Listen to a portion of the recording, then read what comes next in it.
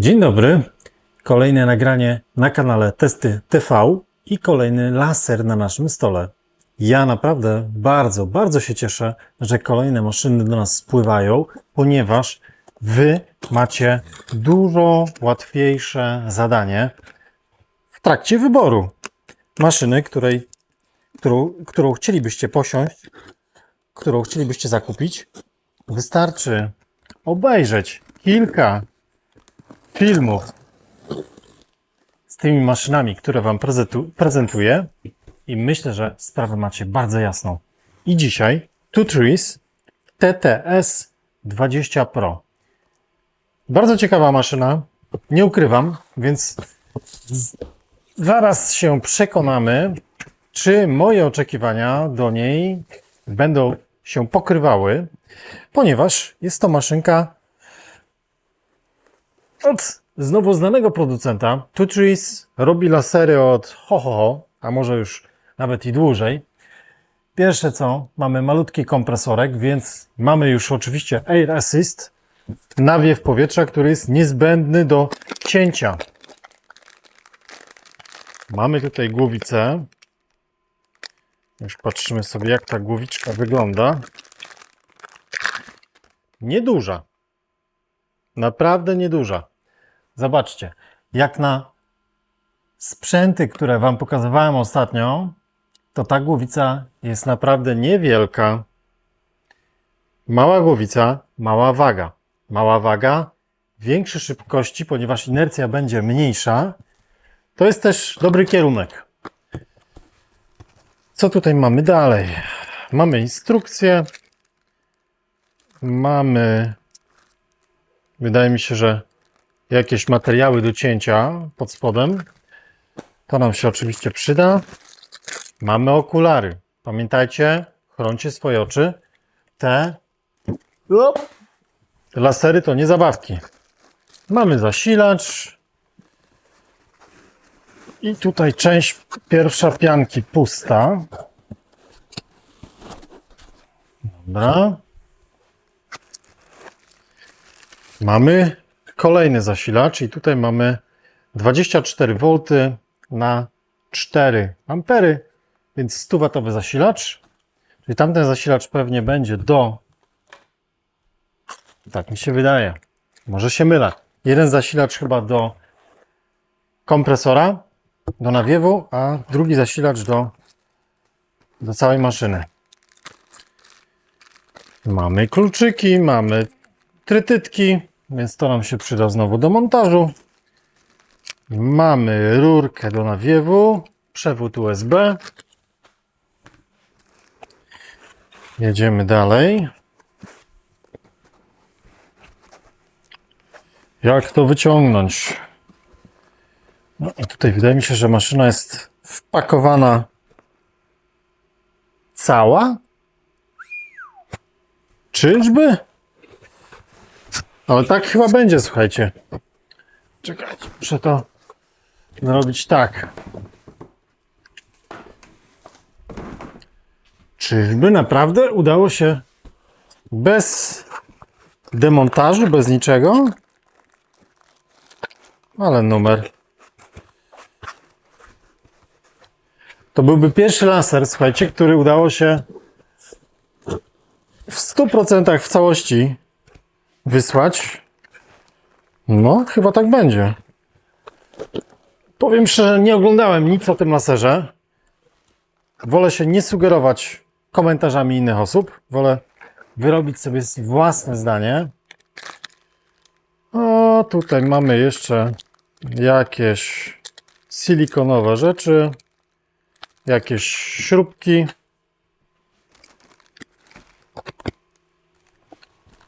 Dobra, i tu mamy jeszcze, jak miło, zobaczcie, mamy plaster miodu. I to cieszy, bo bez plastra miodu cięcie nie ma najmniejszego sensu. I jest również blacha, nie wiem czy to jest aluminium, czy stalowa, w każdym razie blacha, której raczej nie przetniemy. No i wydaje mi się, że to już jest wszystko, jeśli chodzi o przesyłkę. Czyli mamy nasz laserek. Tutaj mamy komputerek do sterowania z wentylatorem. To trzeba będzie gdzieś pewnie zamontować.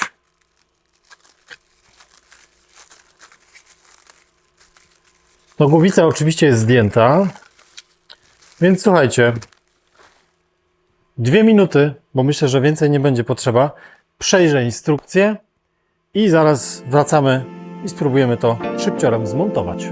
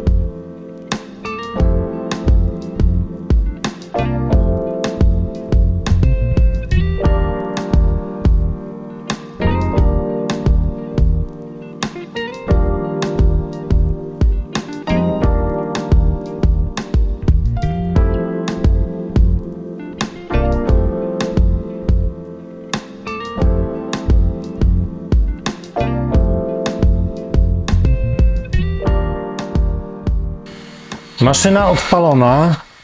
Zobaczymy teraz, jak Lightburn rozpozna ten sprzęt.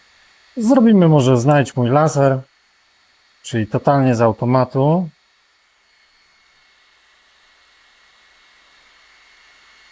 Dobra, i już widzimy. Mamy coś 419 na 419 na COM4.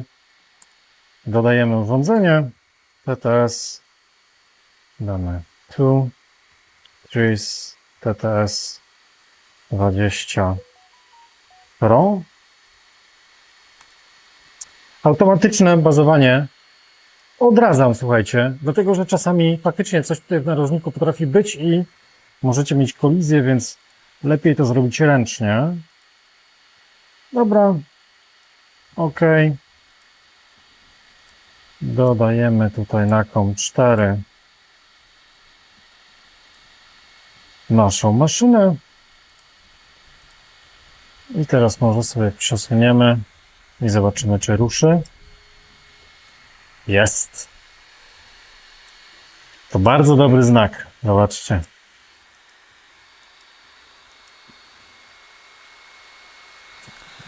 OK, teraz sobie tutaj przesunę to troszeczkę, ponieważ plaster miodu jest mniejszy. Widzę, że niż pole robocze, więc z tym trzeba uważać,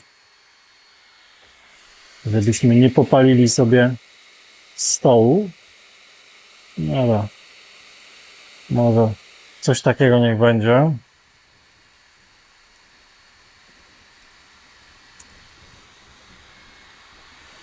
I jeszcze na samym początku proponuję zajrzeć tutaj do ustawienia maszyny. Tak, i mamy tutaj zakładkę Output Setup, czyli ustawienie maszyny, które możemy sobie wczytać oczywiście z maszyny.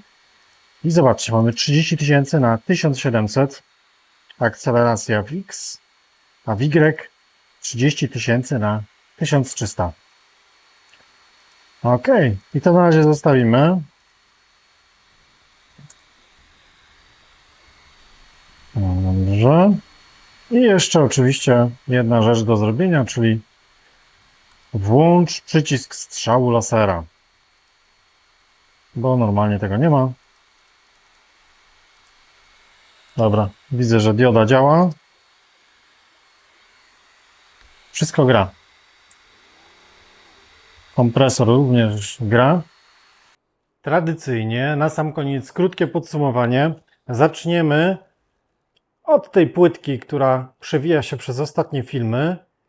Zwróćcie uwagę tutaj na to miejsce, gdzie wycinamy, czyli przy prędkości 400, nawet przy mocy 50% spokojnie przecinamy to na wylot. Przy mocy 100, nawet przy 20% jesteśmy w stanie to przeciąć. Grawerowanie również bardzo głębokie. Tutaj jesteśmy w stanie aż to wypalić całkowicie.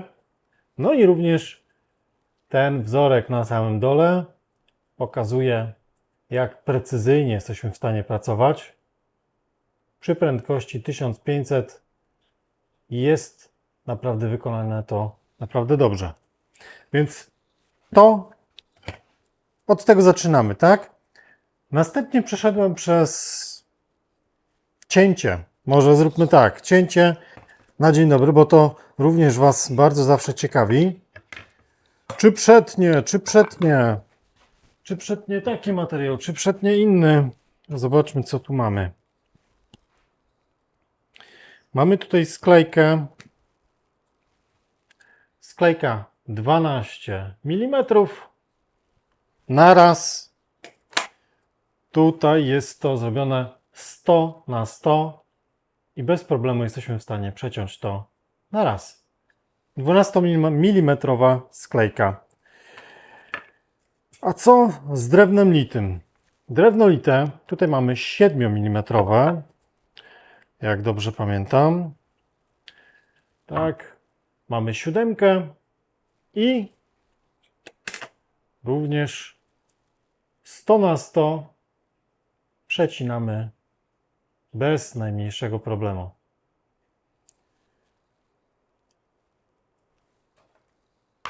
Więc, żeby nie było, że ten laser nadaje się tylko do grawerowania poprzez wysokie prędkości, spokojnie, tutaj mamy 4-LEDową głowicę i to już daje naprawdę możliwości cięcia nawet w grubych materiałach.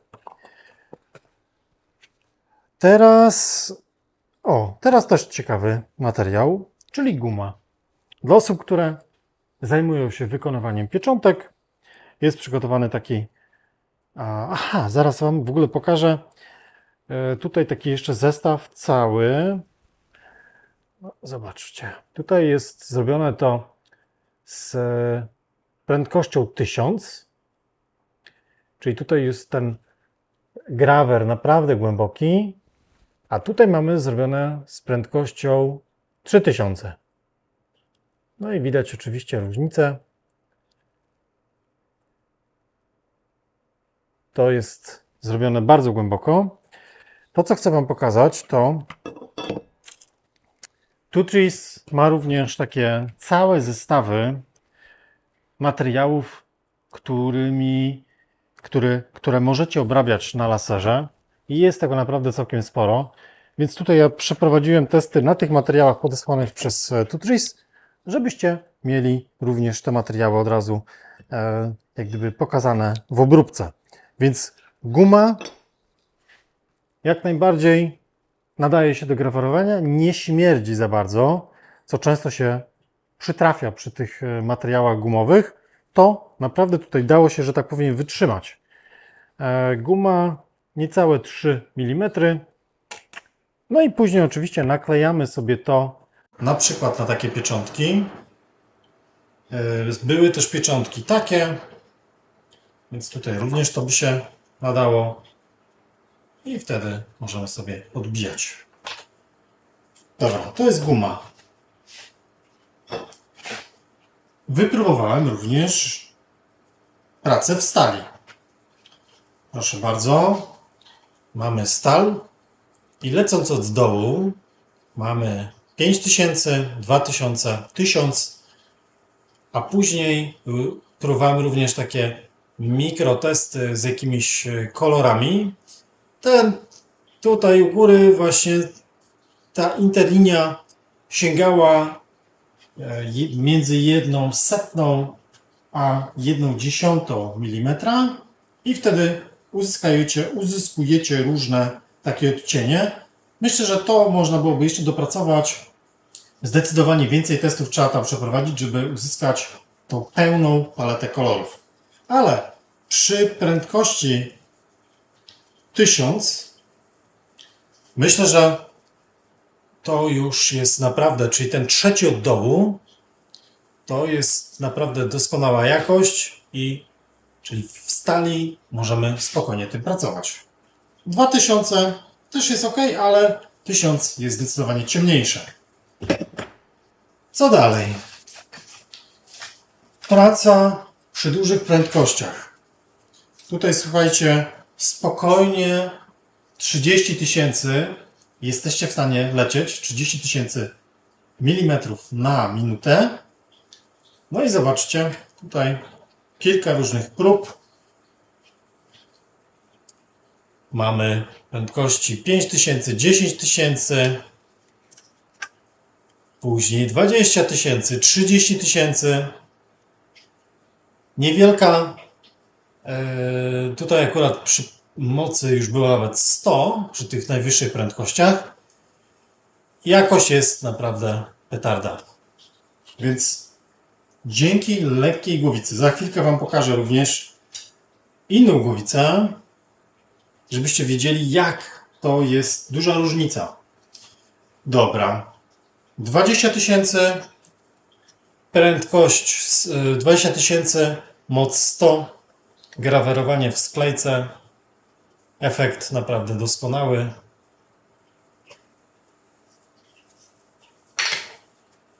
Przy prędkości 3000 na przykład i mocy 50, no to już zobaczcie, zdecydowanie za głęboko tu już przeszedłem przez tą 2-milimetrową sklejkę praktycznie na wylot. Przesadziłem. Prędkość 10 000, moc 100. Bardzo dobry efekt.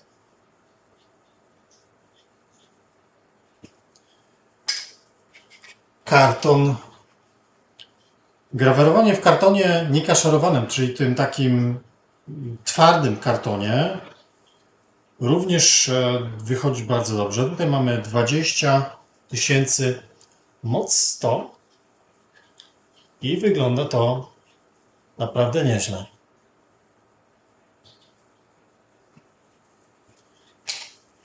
Były tutaj również takie, to są papiery kolorowe, czyli one są najpierw kolorowane, a później jest przykrywane to czernią. Czyli usuwając tą wierzchnią warstwę, pokazują nam się kolory. I porobiłem kilka takich różnych testów, żeby zdjąć tą wierzchnią warstwę czarną. Da się to zrobić. Trzeba się trochę pobawić, żeby dobrać odpowiednio. Wycinanie w papierze. No to oczywiście bajka tutaj, ponieważ mamy plamkę, która ma poniżej 1/10 mm, 0,08 na 0,08 mm, co daje naprawdę bardzo, bardzo dużo precyzję. Więc jeśli ktoś chce robić jakieś kartki okolicznościowe, to tego typu maszyny nadają się do tego super doskonale. Spróbowałem również palenia akrylu. Tutaj był dostarczony akryl chyba 2 mm. I tak, był akryl czarny, który przeciął się bardzo, bardzo, bardzo dobrze. Ścianki boczne wyglądają tutaj naprawdę całkiem nieźle. Przy akrylu zielonym było to trochę może gorzej, ponieważ ta ścianka była taka trochę bardziej chropowata, więc ten materiał się tam troszeczkę gorzej palił, ale przy czarnym przeszło bardzo dobrze. To, co chciałem Wam pokazać, czyli różnica w wielkości tej głowicy. Nie wiem, jak to zrobiono, że tak odchudzono i zmniejszono tą głowicę. No, dalej puszczaj. Mimo, zobaczcie, tutaj ta głowica ma dwa wiatraki z boku, z jednej strony i z drugiej. Wiatraki chłodzące. Ma również Air Assist na dole. I to wszystko jest naprawdę bardzo, bardzo kompaktowe.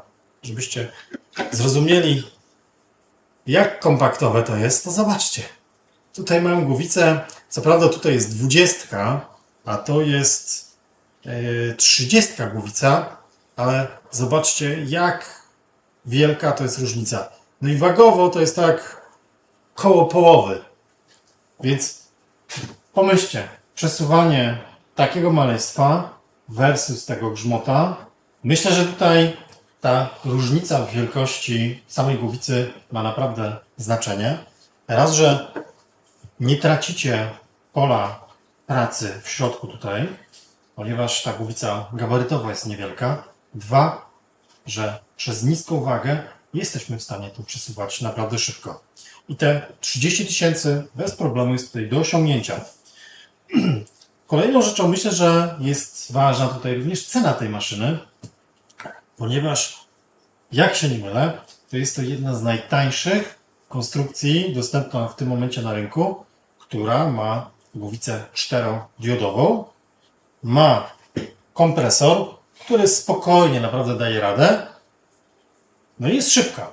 Aha, no i jeszcze mamy, słuchajcie, plaster miodu, tak? Plaster miodu, który w tym momencie już tutaj ma zamocowaną tą blachę pod spodem. Także jest to również praca bezpieczna. Jedyną rzecz, myślę, że tutaj bym pokazał jeszcze, jedyną rzecz, która wydaje mi się, że można było zrobić to lepiej, to jest to miejsce, słuchajcie. To miejsce tutaj na końcu, czyli ten nasz mały komputerek, który steruje tym wszystkim. Przewody sterujące czy zasilanie jest wyprowadzone do góry. Czyli nie ma opcji tutaj, żeby te kable jakoś puścić bokiem, no bo one po prostu muszą wychodzić do góry, a później iść w bok czy na dół. Więc można byłoby to zrobić, wydaje mi się, że lepiej. Co do konstrukcji samej, myślę, że nie mam tutaj absolutnie żadnych uwag. Wielkim plusem jest to, że to przychodzi, jak tutaj było w instrukcji nawet, w 98% zmontowane. Pierwsza taka sytuacja tutaj w moim warsztacie, gdzie wszystko było zmontowane, montujemy tylko głowicę, podpinamy Air Assist, jakieś tutaj kabelki, cała reszta była zmontowana. Więc to dobra droga, bo nie marnujemy swojego czasu. Było to zrobione, sprawdzone w fabryce, czy na pewno wszystko działa. Na pewno nie przejmujcie się tym, że mamy tutaj plastikowe elementy, czy jakieś tworzywowe, które trzymają to wszystko, bo okazuje się, że wcale tutaj przecież nie ma jakichś wielkich sił, z którymi trzeba byłoby się zmagać i to może być z tworzywa. Dlatego też pewnie ta cała konstrukcja jest zdecydowanie tańsza niż innych firm, gdzie wchodzimy w aluminium, czy w stal, czy w jakieś odlewy. To chyba wszystko na dzisiaj. Link tradycyjnie w opisie. Pamiętajcie, łapki w górę, komentarze, wciśnięcie subskrypcji. To są rzeczy, które Wy możecie zrobić dla nas. Do zobaczenia wkrótce. Cześć!